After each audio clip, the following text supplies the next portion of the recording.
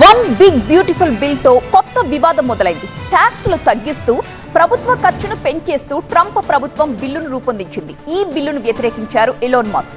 Musk తీరును తప్పుపట్టారు Trump. తన వల్లే ట్రంప్ గెలిచారని మస్క్ అన్నారు. మస్క్ వాదనను కొట్టిపారేశారు ట్రంప్. ఎలోన్ మస్క్ కంపెనీలకు ప్రభుత్వ కాంట్రాక్టులు రద్దు చేస్తామని హెచ్చరించారు ట్రంప్. నాసా చేపడుతున్న డ్రాగన్ స్పేస్ క్రాఫ్ట్ ప్రోగ్రాం నుంచి తన కంపెనీ స్పేస్ ఎక్స్ వైదొలుగుతుందని మస్క్ వార్నింగ్ ఇచ్చారు. మస్క్ ట్రంప్ల గొడవతో టెస్లా షేర్స్ ఏకంగా 14% పడిపోయాయి. ట్రంప్ మస్క్ ఇప్పుడు నువ్వెంత అంటే నువ్వెంత అని అనుకుంటున్నారు. ట్రంప్ మీద వచ్చిన లైంగిక ఆరోపణలు కొత్త కాదు, కానీ ఎప్స్టీన్ ఫైల్స్ లో ట్రంప్ పేరు ఉండడం, ఆ వివరాలు తొక్కిపెట్టారని మస్క్ చెప్పడమే ఇప్పుడు షాకింగ్ గా మారింది.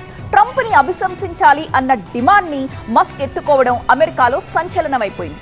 ఈ ఇద్దరి మధ్య సయోధ్య కుదర్చడానికి రిపబ్లికన్ పార్టీ ప్రముఖులు ప్రయత్నాలు చేసినా అవి వర్కౌట్ కాలేదంటున్నారు. ఇప్పుడు ట్రంప్ మస్క్ యుద్ధంలో ఏ అంశాలు బయటకొస్తాయి, ఇంకెన్ని డార్క్ సీక్రెట్స్ వెలుగు చూస్తాయన్నదే ఇంట్రెస్టింగ్ గా మారింది.